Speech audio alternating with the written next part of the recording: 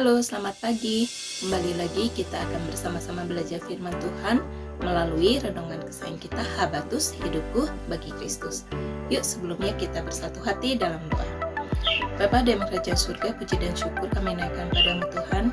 Terima kasih Tuhan untuk pagi ini kami boleh bersama-sama belajar firman Tuhan. Kuduskan, sucikan hati dan pikiran kami, berikan kami pengertian, pemahaman akan setiap firman yang kami dengar. Terlebih kami dapat melakukannya di dalam kehidupan kami. Terima kasih Tuhan Yesus, haleluya, amin. Adik-adik, sudah siapkan Alkitabnya? Yuk, yang belum ambil Alkitabnya, kita akan belajar bersama-sama di dalam Matius 20 ayat 29 sampai dengan 34. Adik-adik bisa perhatikan ayat demi ayatnya. Di sini Ibu akan bacakan untuk kalian. Judul perikopnya, Yesus memulihkan penglihatan dua orang buta. Ketika Yesus dan murid-muridnya keluar dari Yeriko, orang banyak berbondong-bondong mengikuti dia. Ada dua orang buta yang duduk di pinggir jalan, mendengar bahwa Yesus lewat. Lalu mereka berseru, "Tuhan, Anak Daud, kasihanilah kami." Orang banyak itu menegur mereka supaya mereka diam. Namun mereka makin keras berseru, "Tuhan, Anak Daud, kasihanilah kami." Lalu Yesus berhenti dan memanggil mereka. Ia berkata, "Apa yang kamu kehendaki kuperbuat bagimu?" Jawab mereka, "Tuhan, supaya mata kami dapat melihat." Tergeraklah hati Yesus oleh belas kasihan kepada mereka, dan ia menyentuh mata mereka. Setelah itu, seketika itu juga, mereka dapat melihat, lalu mengikuti dia. Orang yang mengalami kebutaan fisik sangat menyedihkan. Mereka tidak dapat melihat dan mengenali suatu benda-benda di sekitarnya. Tidak dapat menikmati dunia ciptaan Allah yang penuh dengan warna. Mereka tidak tahu apa namanya terang. Yang mereka lihat dalam kesehariannya hanyalah kegelapan. Di sini kita belajar bahwa kepopuleran Yesus berkumandang di seluruh Israel. Kemanapun Yesus pergi, Yesus melayani kebutuhan orang-orang Israel, baik secara jasmani maupun secara rohani. Berulang kali Yesus memperlihatkan contoh nyata kepada para muridnya. Artinya, Yesus melayani sepenuh hati. Sebagai gembala agung, Yesus sangat peduli dengan kondisi umatnya. Namun sebaliknya, para umatnya tidak mempedulikan saudaranya yang membutuhkan pertolongan. Contohnya, di depan mereka ada dua orang buta yang membutuhkan pertolongan. Ia memerlukan uluran tangan kasih Tuhan. Di sini para murid Yesus malah menghadang-hadangi dia atau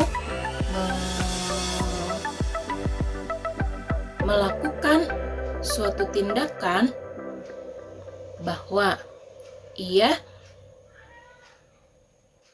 menghalangi dua orang buta ini untuk berhubungan langsung dengan Yesus.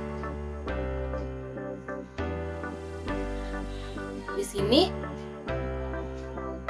para murid Yesus bukannya membawa mereka kepada Yesus, tetapi malah menghalang-halanginya.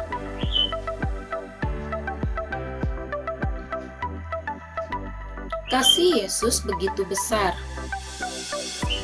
Yesus sangat mengasihi setiap umatnya. Ketika dua orang buta ini berseru kepada Yesus, Yesus dengan sepenuh hati ia melakukan suatu mukjizat untuk kedua orang buta ini. Nah, adik-adik, di sini kita belajar bahwa ketika apapun keadaan kita,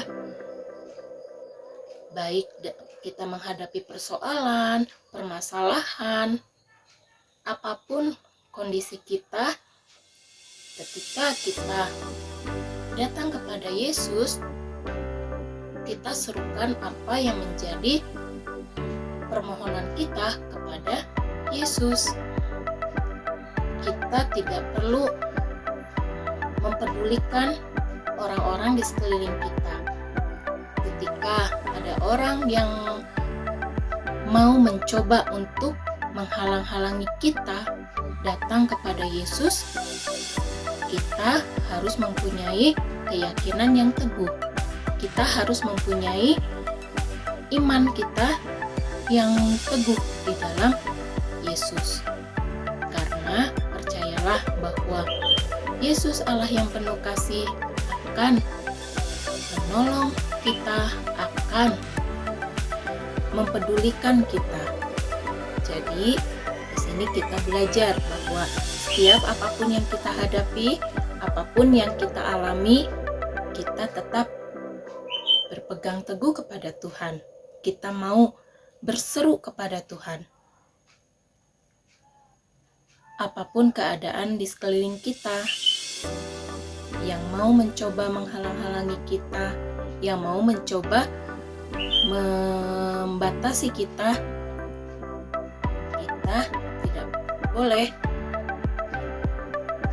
mengikuti apa yang mereka katakan, tetapi kita mempunyai iman yang kuat bahwa kita dapat berseru kepada Tuhan kapanpun, dimanapun.